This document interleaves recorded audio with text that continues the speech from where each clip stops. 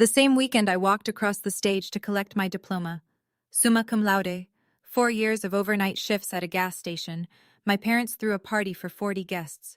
Champagne, fairy lights, a custom cake with gold lettering. None of it was for me. It was my sister's engagement party.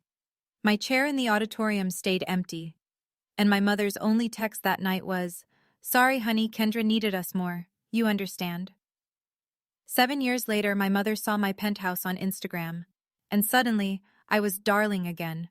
What she didn't know was that I'd been waiting, not for revenge, but for the truth to finally have a room big enough to stand in. When I showed up to that family dinner, I brought a manila envelope. What was inside changed everything, but not the way my mother planned.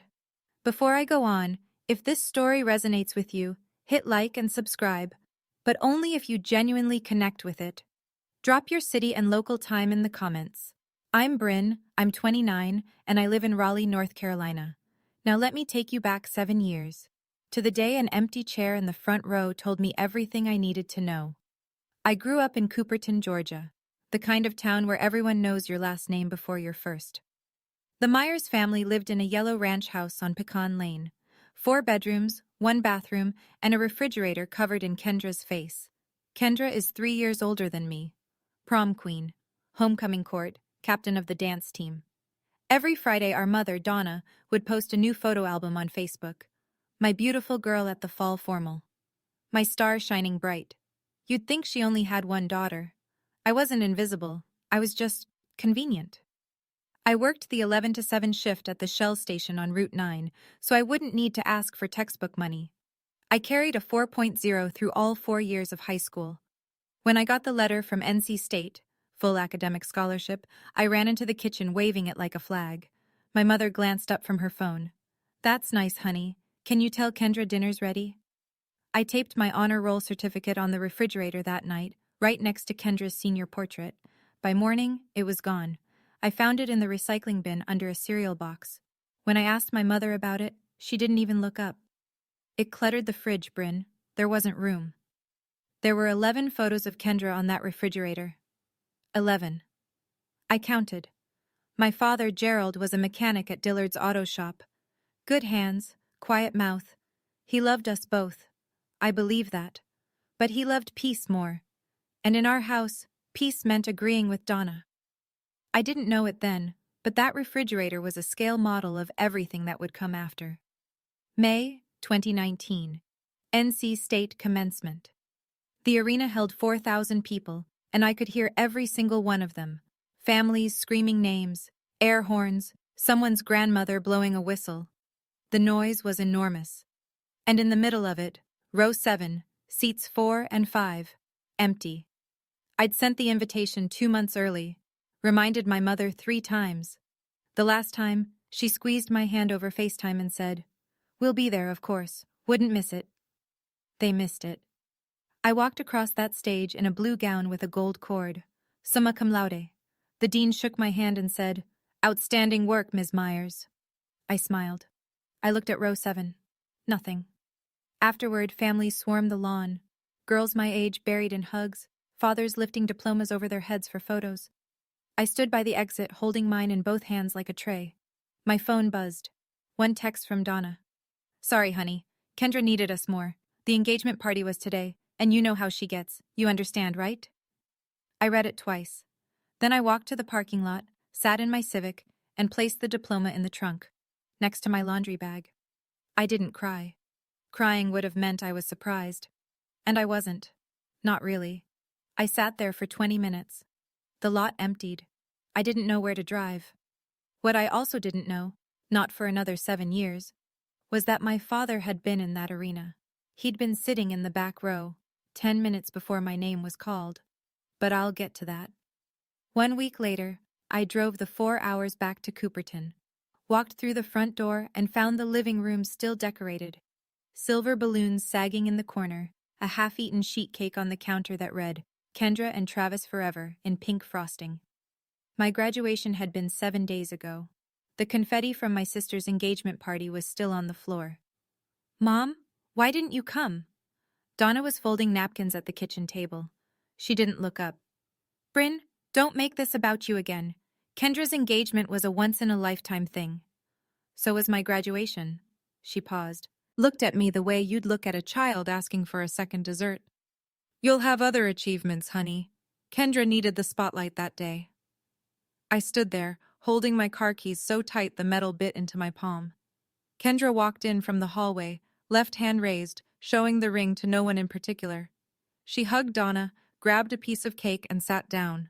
She didn't ask about my graduation. Not how it went, not what I wore, not what the dean said. She talked about centerpieces for 20 minutes. Gerald sat on the sofa the whole time, Sports Center on mute. He didn't say a word. I picked up my bag. I should head back. Nobody asked when I'd return. But as I reached the door, I caught something. Gerald's eyes, lifting from the TV for half a second. There was something in them. Guilt, maybe. Or the shape of a sentence he couldn't say out loud. He looked away before I could be sure. I drove 4 hours to ask one question. I got my answer before anyone opened their mouth. I moved to Raleigh that summer and didn't look back. Rented a studio apartment the size of a walk-in closet. Took an entry-level data analyst job at a logistics company.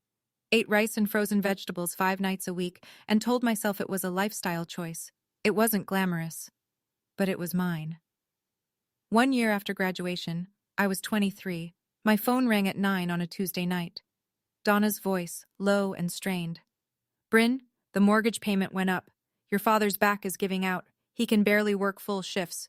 We might lose the house. I stared at my ceiling. That yellow ranch house on Pecan Lane. The porch where I learned to ride a bike. Gerald's workshop in the garage. How much do you need? $1,200 a month, just until we're back on our feet. $1,200, almost half my take-home pay at the time. I did the math in my head, then did it again, and agreed anyway. I set up an automatic transfer. The first one went through on October 15th. Every month after that, $1,200 left my account on the 15th. Like clockwork. Like rent for a house I didn't live in. Around 2 years ago, when I was 27, I met Marcus at a friend's housewarming party. He's a CPA, the kind of guy who reads bank statements the way other people read novels. Steady, direct. The first person who ever looked at my budget and said, "Bryn, you're being too generous for your own good." I laughed it off. At the time, 6 years, $1,200 a month. I never once asked to see the mortgage statement. That was my biggest mistake. 3 years ago, the phone rang again. Same voice, same Tuesday night timing. Bryn, the car died. Your father needs a vehicle to get to the shop.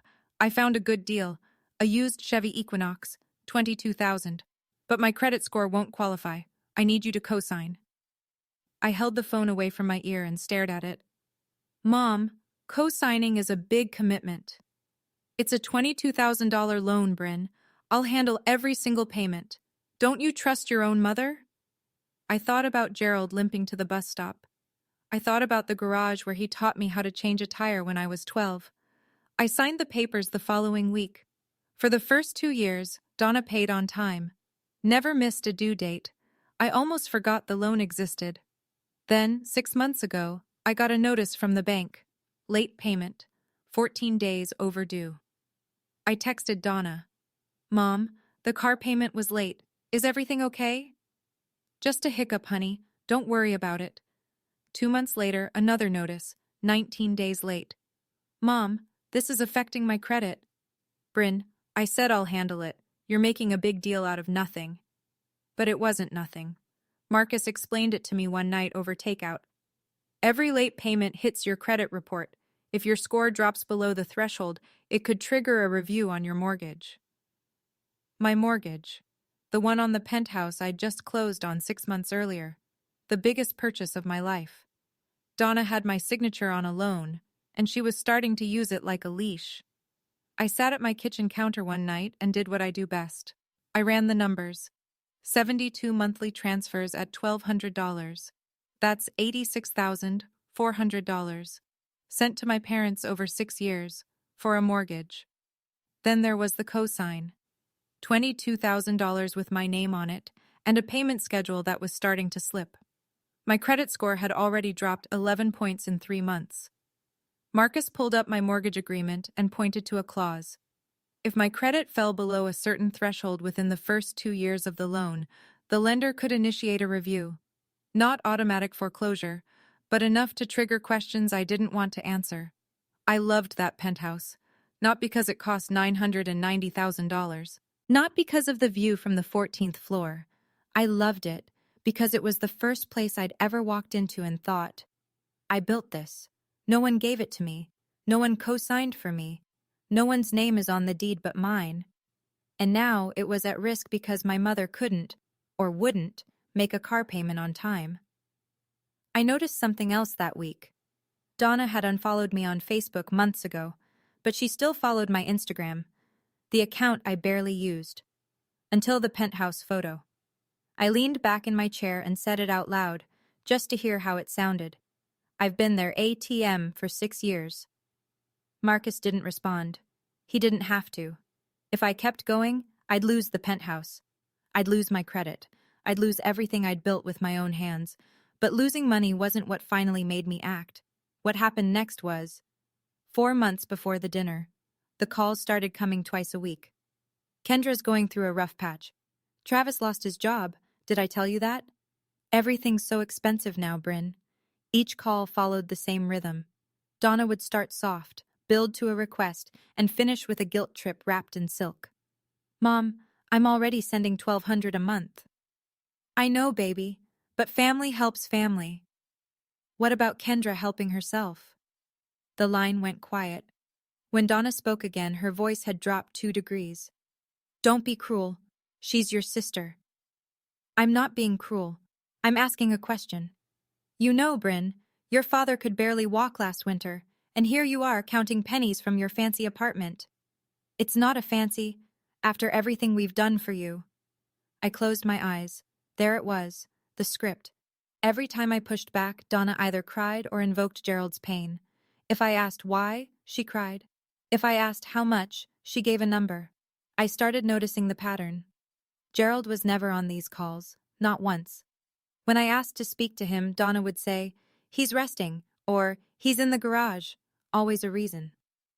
One Tuesday, I tried calling Gerald's cell directly. It went to voicemail. I left a message. He never called back. That was when I started to wonder, was Gerald choosing silence, or was the silence chosen for him? My mother had a rule I'd never put into words before. She controlled who talked to whom, when, and about what. Every conversation in the Myers family went through Donna first.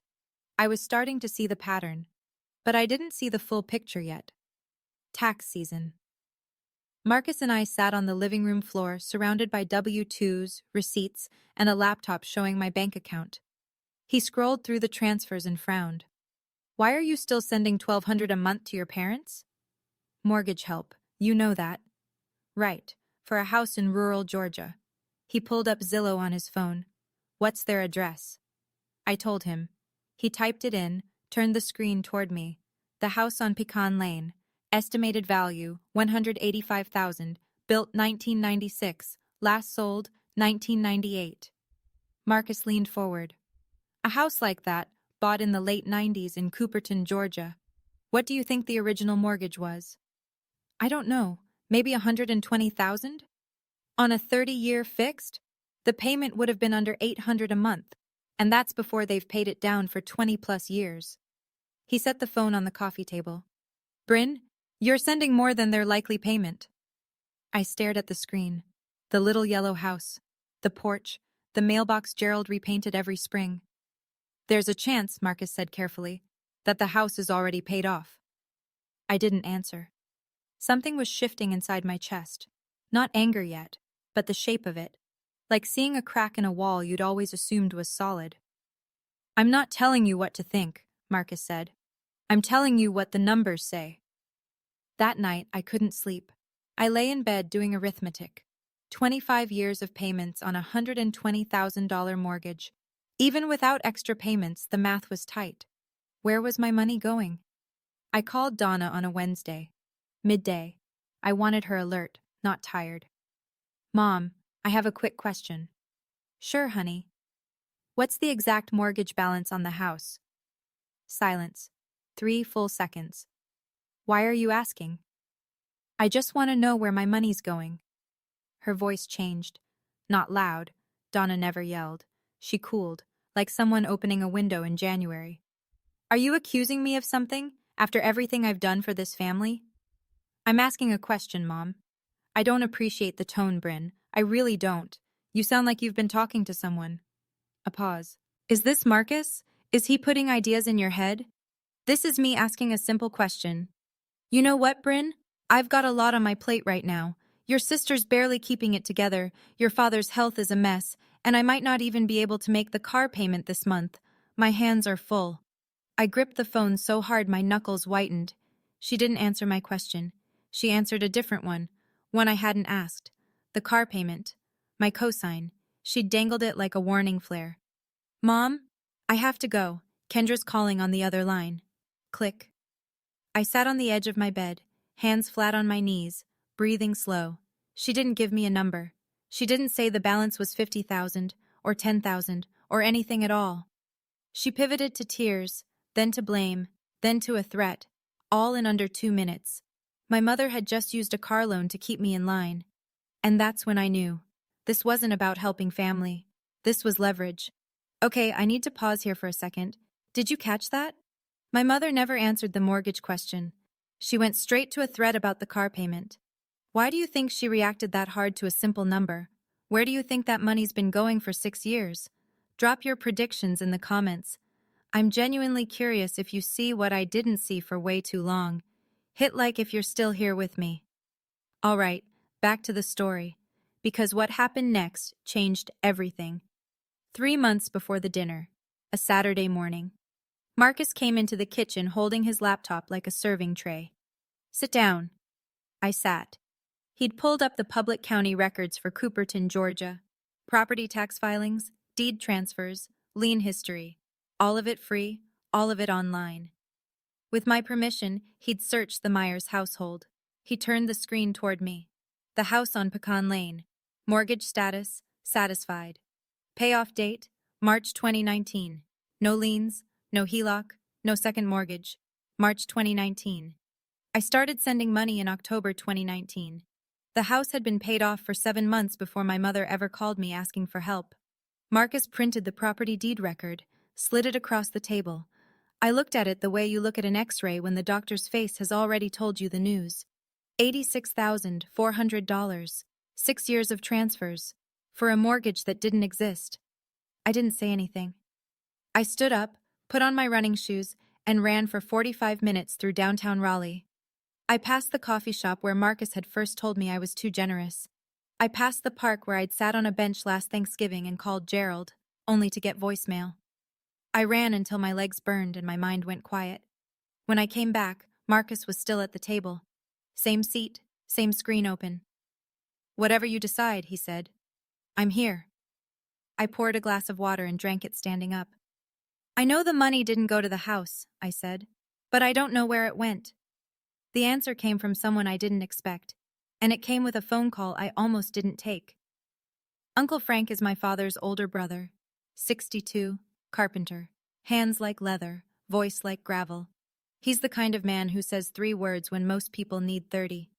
He'd stayed in touch with me after graduation, a text on my birthday, a call at Christmas. Never much, but always there.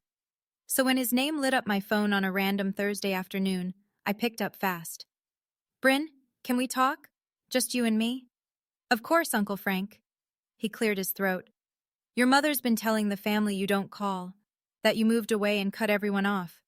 She told your Aunt Ruth you refused to help when your daddy had that kidney stone last year. I blinked. Dad had a kidney stone? Last October.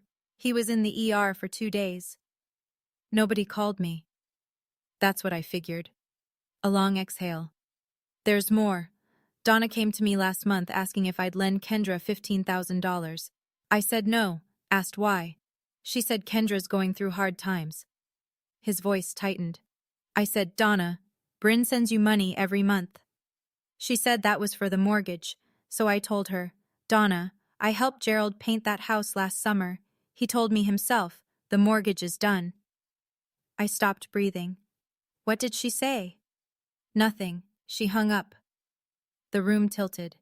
My mother hadn't just lied to me. She'd lied to the whole family. About the money, about my absence, about everything. I don't know all the details, Frank said quietly. But something's wrong, sweetheart. Be careful when you go home. He said one more thing before hanging up. But I wasn't ready to share that part yet. I spent the next 6 weeks doing what I do best. Organizing. First, the car loan. I contacted the bank and applied to refinance the Equinox loan into my name alone. My credit score, despite the late payments, was still strong enough to qualify solo. The refinance removed Donna as co-borrower. She'd still have the car, but the loan was mine now. She couldn't use it as a leash anymore. If she stopped paying, I'd handle it directly and repossess the vehicle if needed. Second, the timeline. I printed my bank statements going back 6 years. Every transfer to Donna, date, amount, reference note. Then I placed the property deed record next to them. One column, purpose as stated by Donna Myers, mortgage assistance. Other column, actual mortgage status, paid in full since March 2019. 2 pages, clean, no emotion, just numbers. Marcus looked it over and said, "This reads like an audit summary." Good. I slid the pages into a manila envelope, put it in my bag. Third, and this one I didn't plan. I was cleaning out my closet that weekend when I found a box of college things, notebooks, a parking pass, and at the bottom, the graduation invitation I'd mailed to my parents 7 years ago. Cream cardstock, gold lettering. I'd written on the inside, Row 7, seats 4 and 5, saved for you. I held it for a long time. Then I put it in the envelope with everything else. I wasn't building a case. I wasn't plotting a scene. I was simply gathering the truth and putting it in order. If no one ever asked, the envelope would sit in my closet forever. But I had a feeling someone was about to ask. 2 weeks before the dinner, a Sunday evening, I was standing on my balcony watching the sun drop behind the Raleigh skyline, pink and gold bleeding into the glass of the buildings downtown. I took a photo on impulse. 14 floors up, the city stretching out below, my coffee mug on the railing. I posted it on Instagram with one word, home. Friends commented. Coworkers sent heart emojis, normal stuff. 3 hours later, my phone wouldn't stop buzzing. Donna, Kendra, Aunt Ruth, Cousin Natalie, 2 aunts I hadn't spoken to in years. Is that your place? How much was that? When did this happen, Bryn? Girl, that view. And then a private message from Donna. I read it twice. Darling, we need to talk. We're waiting for you. Come home this weekend. Darling. My mother hadn't called me darling since I was 12 years old. Since before I became the daughter who could take care of herself. Since before Kendra became the son and I became background noise. Now, one photo of a penthouse, and suddenly I had a name again. I showed Marcus the message. He read it, set the phone down, and looked at me. What do you want to do? I already knew. I'd known since the moment I saw the property deed. I'll go. You think it's just dinner? No, I think it's a stage. I picked up the phone. But I've got my own script. I typed back. I'll be there Saturday. The manila envelope was in my bag. The refinance was done. The auto transfers had been canceled 3 days earlier. I agreed to go, not because I was naive. I agreed because the envelope was already packed. The Thursday before the dinner. I called Natalie, Uncle Frank's daughter, my closest cousin. She works at the county clerk's office in Cooperton. We'd always gotten along, even when I stopped coming home. Hey Nat, how's everyone? She hesitated. That half-second pause people make when they're deciding how honest to be. Bryn, can I ask you something? Go ahead. Your mom's been telling everyone you moved away and cut the family off, that you never call, that when your dad was in the hospital last year, she called you and you hung up on her. My jaw tightened. She never called me about Dad, Natalie. I didn't even know he was sick. Silence. She said you hung up. She lied. More silence. Then softly. I believe you. Some of us have been wondering. The story never quite made sense. You always seemed like the responsible one. I leaned against my kitchen counter and pressed my palm flat on the cold granite. This was the moment. Not the money, not the cosign, not even the empty chair at graduation. This. Donna hadn't just taken my money. She'd taken my name. She'd rewritten 7 years of history and cast me as the villain, the ungrateful daughter, the one who abandoned her sick father, and everyone at that dinner table on Saturday had been fed that version of me. "I'm glad you're coming Saturday," Natalie said. "Some of us have been worried about you." I hung up. My hands were shaking. Not from fear, from the kind of anger that sits low in your ribs and doesn't make noise. Stealing my money was one thing. Stealing my name, that I could not let stand. Saturday was coming, and I was bringing a different story. Saturday. Marcus and I left Raleigh at 7 in the morning. 5.5 hours on I-85 South, then 2-lane roads through pine country until the Cooperton exit. I drove. Marcus kept his hand on my knee and didn't ask questions. The manila envelope sat in my shoulder bag on the back seat. When we turned onto Pecan Lane, I counted the cars. 8, 10, 14, lining both sides of the street, spilling onto the neighbor's lawn. "That's not a family dinner," Marcus said. No, it wasn't. I parked at the end of the block. Through the front window, I could see the living room. Packed. I recognized Aunt Ruth's silver hair, Uncle Dennis's truck in the driveway, Natalie's blue Camry, neighbors, people from church, at least 20 people inside. I looked at Marcus. He looked back. "They set a stage," he said. I grabbed my bag, felt the weight of the envelope through the leather, and stepped out of the car. The front door swung open before I reached the porch. Donna rushed out, arms wide, tears already glistening. "My baby's home! Everyone, Bryn is here!" She wrapped me in a hug that smelled like Estee Lauder and butter rolls. Behind her, people clapped. Actually clapped. Like I'd returned from war. Inside, a long dining table pulled from the kitchen into the living room. Casserole dishes, sweet tea in mason jars, and a handmade banner taped above the fireplace in green and gold letters. Family first. Gerald stood in the corner of the kitchen drying a glass. He didn't look at me. Kendra sat at the far end of the table beside Travis. She smiled. It didn't reach her eyes. I sat down, bag on my lap. Dinner was loud and warm and felt almost real. Aunt Ruth passed cornbread. Uncle Dennis told a fishing story. Natalie caught my eye from across the table and gave a small nod. I barely ate. Then, between the cobbler and the coffee, Donna stood up. She tapped her glass with a fork. The room hushed. "I want to say something." She smiled at me the way a host smiles at a guest of honor. "Most of you know my Bryn moved to Raleigh years ago, built a wonderful career. And just recently, did y'all see that Instagram? She bought herself a beautiful penthouse." A few people murmured. Someone whistled. "I always knew she'd make it," Donna said. "She gets her drive from me." Marcus's hand found my knee under the table. He squeezed once, then the pivot. "And because family is everything to the Myers, Bryn has generously offered to help Kendra and Travis get back on their feet. They've had a hard year, Travis between jobs, the house situation, and Bryn has already said she wants to step up." I had not said that. I had never said that. Not in a text, not on a call, not in any universe. But the room didn't know that. They clapped. Kendra dabbed her eyes with a napkin. Travis nodded slowly, like a man receiving communion. Donna turned to me. That smile. That warm, practiced, airtight smile. "Honey, do you want to say a few words?" 23 faces turned toward me. The room was silent except for the tick of the kitchen clock and the hum of the refrigerator. The same refrigerator that once held 11 photos of Kendra and none of me. My mother had written my lines. But I brought my own script. Before I could speak, Kendra stood up. Her chair scraped the floor. Her mascara was already running, either real tears or a very early start. "I just want to say," she began, voice cracking, "this has been the hardest year of my life." She told the room about Travis losing his real estate job, about falling behind on the house payments, about lying awake wondering how she'd keep her 2 girls, Lily, 5, and June, 3, in the same school district. She didn't mention why Travis lost his job. She didn't mention the gambling. She didn't mention what I'd later learn about the DUI. Aunt Ruth reached across the table and squeezed Kendra's hand.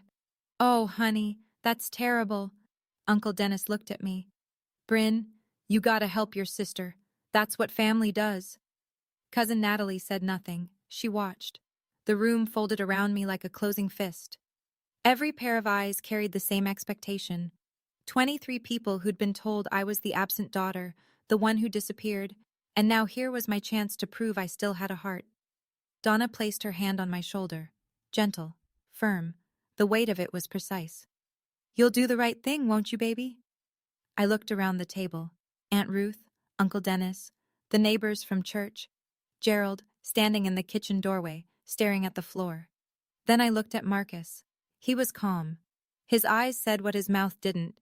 "You've got everything you need." I stood up. Donna beamed. Kendra clutched her napkin. Travis straightened in his chair.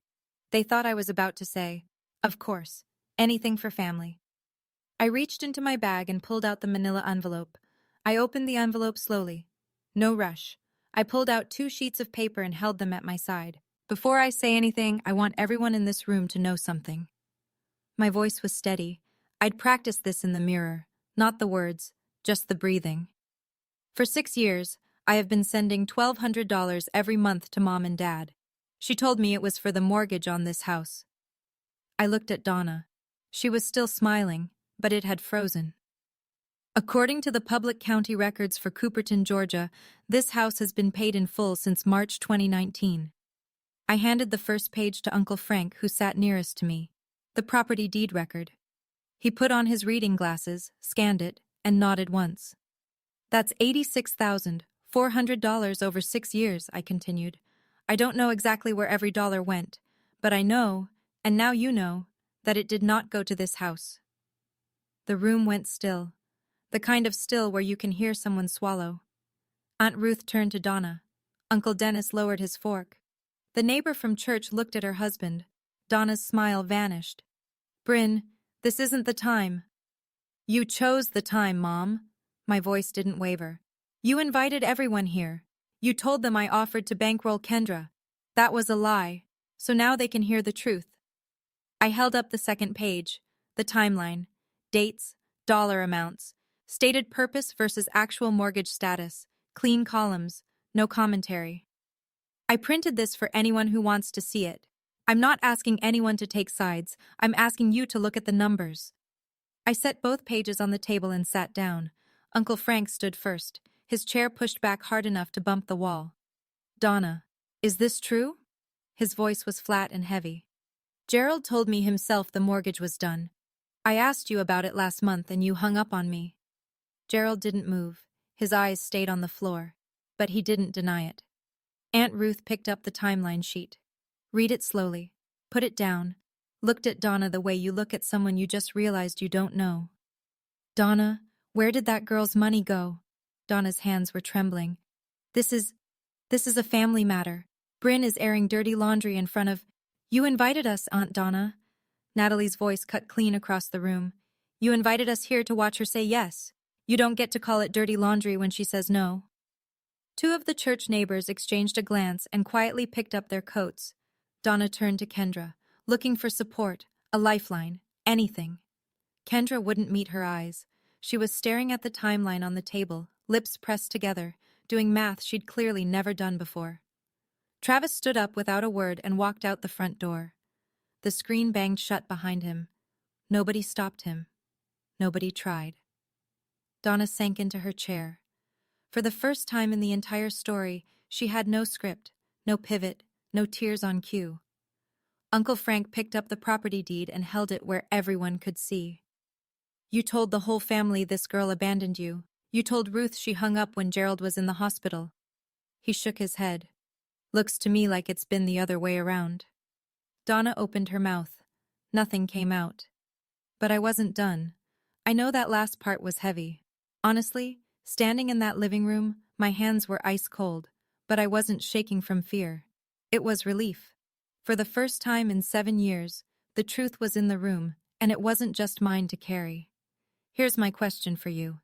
If you were in my shoes at that moment, would you let Uncle Frank keep going? Or would you stop here and walk out? I'd love to hear what you'd do. Drop it in the comments. And hit subscribe if you want to see how this ends, because even I didn't expect what came next. I reached into my bag one more time and pulled out a folded index card. Not a speech. 5 sentences I'd written at my kitchen counter the night before, with Marcus reading over my shoulder. I unfolded it and read. Starting today, the monthly transfers stop. They've already been canceled. Donna flinched. I've refinanced the car loan into my name only. Mom, your name is no longer on the title. The payments are my responsibility now. Donna's mouth opened and closed. The leash she'd been holding, gone. I will not be funding anyone's lifestyle while being called the daughter who abandoned her family. The room was so quiet I could hear the ice settling in someone's sweet tea. If Kendra needs help, I'd suggest she look into the same options I used: scholarships, part-time jobs, and a budget. I looked up from the card. I looked at Donna, at Gerald, at Kendra, at the banner that said Family First. I love this family, but love doesn't mean I have to set myself on fire to keep someone else warm. I folded the card, put it back in my pocket. Aunt Ruth nodded. Natalie wiped her eyes. Uncle Dennis, who 20 minutes ago had told me to help my sister, stared at his hands. Nobody argued. Nobody said I was wrong. And for the first time in my life, nobody told me I was making it about myself. Donna looked at Gerald. Gerald looked at the floor. Then he did something he hadn't done all evening. He looked up. Not at Donna, at me. But I wasn't done yet, because Uncle Frank cleared his throat. There's something else, he said, and the room held its breath. Uncle Frank stood in the middle of the room with his hands in his pockets, looking at Gerald the way a brother looks at a brother he's about to stop protecting. 7 years ago, Frank said, your daddy drove to your graduation. I stopped breathing. I know because I lent him my truck. His car wouldn't start that morning, and he came to my house at 6 a.m. asking for the keys. He said, Frank, I'm not missing this. The room turned to Gerald. He was leaning against the kitchen doorframe, eyes closed. He drove 4 hours, Frank continued. Got there early. Sat in the back row. I know because he called me from the parking lot afterward and said he saw you walk across that stage. My chest cracked open. I could feel it. Something between grief and gratitude splitting me right down the center. Then Donna called him. Frank's voice hardened. Told him Kendra had fainted at the engagement party. Told him to come back immediately. He left. Frank looked at Donna. I found out 2 weeks later. Kendra never fainted. It was a lie to get him out of that auditorium. Gerald opened his eyes. Tears ran down both cheeks, catching in the stubble on his jaw. This was the most emotion I'd seen from my father in my entire adult life. Donna stood up. That's not... It is true, Donna. Gerald's voice broke the room like a stone through glass. Stop. 2 words. The first he'd spoken all night. And they were aimed not at me, but at her. I gripped the edge of the table. My father had been there. He'd watched me graduate, and my mother had pulled him away with a lie. I should have stayed, baby girl, Gerald whispered. I should have stayed. The room was still reeling, people whispering, Aunt Ruth pressing a napkin to her eyes, when Natalie stood up from the far end of the table. Since we're being honest tonight, she said, there's one more thing Aunt Donna didn't mention. The room pivoted. Natalie wasn't loud. She didn't need to be. She had the same steady energy as her father. 3 months ago, Travis Hadley was arrested for driving under the influence. He was processed through the county clerk's office. She paused. I handled the paperwork. Aunt Donna posted his bail that same night. The silence hit different this time. This wasn't about money or mortgages. This was about trust. Kendra turned to Donna, her face drained white. What? Travis had come back inside and was standing near the door. He went red from the collar up. Kendra stood. You were arrested? 3 months ago? Travis said nothing. Kendra spun toward Donna. You knew? You bailed him out and didn't tell me? Donna raised both hands. I was protecting this family. No, Donna. Uncle Frank's voice was granite. You were protecting an image. There's a difference. Donna collapsed back into her chair. The banner above her head, Family First, hung there like a caption no one believed anymore. For the first time in my memory, my mother didn't have a rebuttal. No tears, no deflection, no after everything I've done. Just silence, and a tablecloth she kept smoothing with both hands, over and over, like she could press the wrinkles out of the evening. I looked around that room, at the faces of people who had, until 15 minutes ago, believed I was the problem. Now they were looking at Donna, and she had nowhere left to turn. Things moved quickly after that. Uncle Frank put his hand on Gerald's shoulder. "Come on, brother, let's go get a coffee." Gerald hesitated, looked at Donna, then looked at me. Then he did something I'd never seen him do in 30 years of marriage. He chose someone other than Donna. He picked up his jacket and walked out the front door with Frank. The screen door closed softly behind them. No slam, just a click. But it echoed. Aunt Ruth came over and held both my hands. "We didn't know, sweetheart. I'm so sorry. If I'd had any idea." Uncle Dennis stood behind her, arms crossed, shaking his head. "Donna told us you'd gone cold. I should have called you myself." Natalie hugged me at the door. "You did the right thing. I know it doesn't feel like it right now." It didn't, and it did, both at the same time. Kendra hadn't moved from her chair. She sat with her hands flat on the table, staring at the timeline sheet I'd left there. Her mascara was ruined, real this time. Not performance tears, processing tears. Travis was already gone. His truck pulled out of the driveway while Aunt Ruth was still talking. 3 church neighbors slipped out without a word. One of them, Mrs. Gentry, who'd known our family for 20 years, stopped beside me on the porch and said quietly, "You did the right thing, hun." Inside, Donna sat alone at the head of the table. The cobbler was cold. The sweet tea had gone watery. The banner above her read, "Family First" in handmade letters, and she sat beneath it like a queen in an empty court. Nobody was clapping anymore. Sunday morning, Marcus and I were loading the car outside Uncle Frank's house, where we'd spent the night. The sun was barely up. The air smelled like red clay and pine. Gerald appeared at the end of the driveway. No truck. He'd walked from Frank's kitchen, coffee in hand, wearing the same flannel from last night.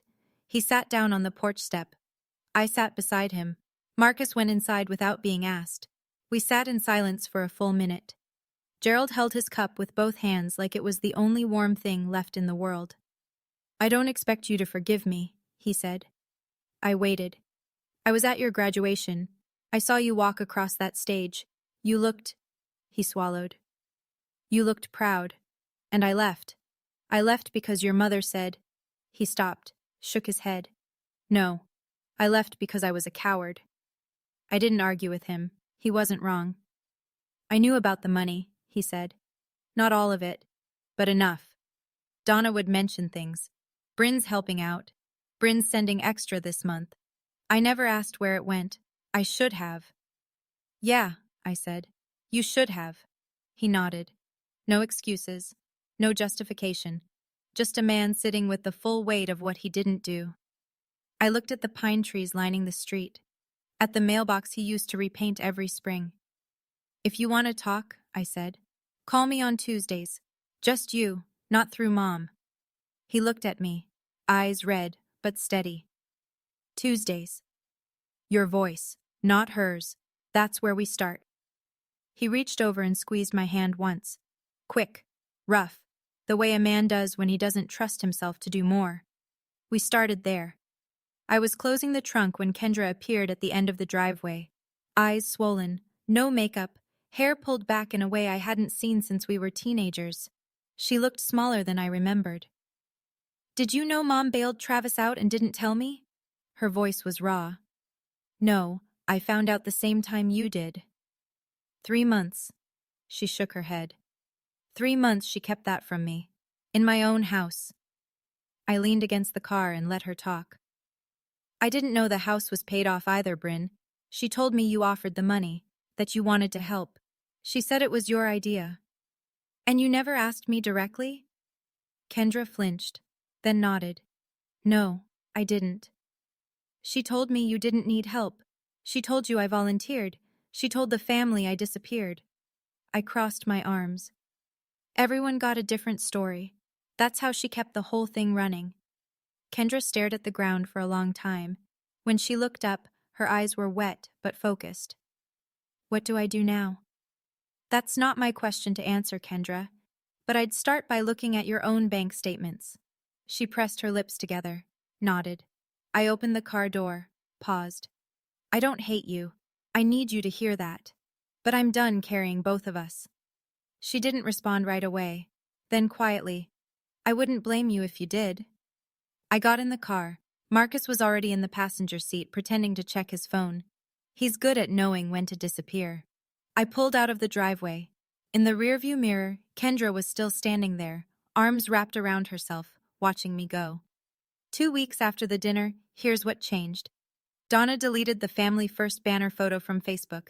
Then she deleted her entire profile picture. For the first time in a decade, her page went dark. No posts, no albums, no carefully curated image of the perfect Southern family. Gerald called me on a Tuesday. 8 minutes. Mostly silence. He talked about a carburetor he rebuilt at the shop. I told him about a project at work. We didn't mention Donna. We didn't need to. The call itself was the point. The following Tuesday he called again. 12 minutes. He asked about Marcus. Kendra texted me 3 weeks later. I filed for divorce. No explanation needed. I'd later learned she found credit card statements Travis had hidden, online gambling losses totaling $47,000. The DUI was just the piece that broke through. Uncle Frank organized what he called a real family dinner. No banners, no speeches. Just Frank, Gerald, Natalie, Aunt Ruth, and me on a video call. We ate and talked and nobody performed. Donna texted me 3 times. I didn't block her, but I didn't respond. Her last message read, "I did what I thought was best for this family." I read it sitting on my balcony, Raleigh stretching out below me. Marcus brought coffee and sat in the other chair. "You going to reply?" "When she's ready to acknowledge, not explain." He nodded. 14 floors up, the city hummed. My mortgage was safe. My credit was climbing back. $1,200 a month was sitting in my account now, right where it belonged. My bank account gained $1,200 a month. But the real thing I got back was quieter than money. It was the sound of my own name, finally said by people who knew the truth. People ask me about the penthouse sometimes. They see the photo, the skyline, the balcony, the light. And they think that's the point of the story. It's not. I didn't buy the penthouse to prove anything to anyone. I bought it because after 7 years of overnight shifts, studio apartments, frozen vegetables, and automatic transfers to a house that didn't need my money, I wanted one thing that was entirely mine. A place where, when I turned the key, I knew no one else had paid for it. No one else's name was on the deed. No one else could take it away.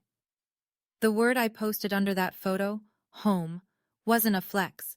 It was the first time I'd used that word and meant it. Home wasn't Pecan Lane anymore. Home was a place I'd built myself, brick by brick, paycheck by paycheck, while my family looked the other way. Last week I was unpacking the last box from my closet. At the bottom, under a tangle of old chargers and college notebooks, I found the graduation invitation again. The cream cardstock, the gold lettering, and my handwriting on the inside. Row 7, seats 4 and 5, saved for you. I stood in the living room holding it, 14 floors of city light coming through the windows, and I realized I wasn't sad anymore. I wasn't angry. I was just done carrying it. I put the invitation on the bookshelf next to a photo of Marcus and me at a friend's wedding and a postcard from Uncle Frank. Not to remember the pain, to remember the distance I'd traveled. The penthouse is 14 floors up, but the journey that got me here started in a parking lot where I stood alone with a diploma and nowhere to go. So where does everything stand now? Gerald and I talk on Tuesdays. The calls are getting longer, 15 minutes last week. He told me he's been going to the diner on Main Street by himself, which might not sound like much, but for a man who spent 30 years orbiting Donna's schedule, it's a revolution. He's not perfect. He spent 7 years watching and saying nothing. But he's trying, and trying counts, as long as it's consistent. Kendra reached out a month after the dinner. One text. "I started therapy." I wrote back, "That's good." Short, not cold, just honest. I'm not ready to rebuild with Kendra yet. She accepted the money for years and never once asked where it came from. She's not the villain of this story, but she's not innocent either. We'll see. The door's not locked, but it's not open wide. Marcus and I are solid. He doesn't bring up the dinner unless I do. Some nights we sit on the balcony and say nothing. Those are my favorite evenings. And Donna, she hasn't reached out in a way that feels real. Her texts are still wrapped in justification. I was trying to keep this family together. You don't know the pressure I was under. None of it starts with I was wrong. I'm not waiting for a perfect apology. I know she may never give one. But the minimum is acknowledgement, not explanation, not deflection, not repackaging, just, I lied and it hurt you. Until that happens, the door stays where it is. Boundaries don't require the other person's approval, they only require yours. I learned that at 29, sitting in a living room full of people who finally heard the truth. Better late than empty. I'm not telling you this story so you'll hate my mother. I'm telling you because somewhere out there, someone is listening to this in their car, or on their headphones, or lying in bed at midnight, and they're sending money every month to someone who promised it was for one thing, but it's going somewhere else. They're getting calls that start with family helps family, and end with guilt.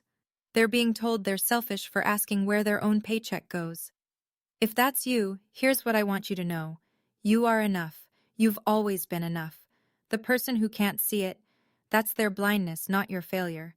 Loving your family doesn't mean you have to let them consume you. You can love someone and still say, no more. Those two things don't cancel each other out. They never did. And if the day comes when you draw a line and they call you ungrateful or selfish or cold, remember this. Selfish people rarely lose sleep worrying about being selfish. The fact that it keeps you up at night is proof you're not what they say. I used to think strength meant enduring, taking the hit and standing back up.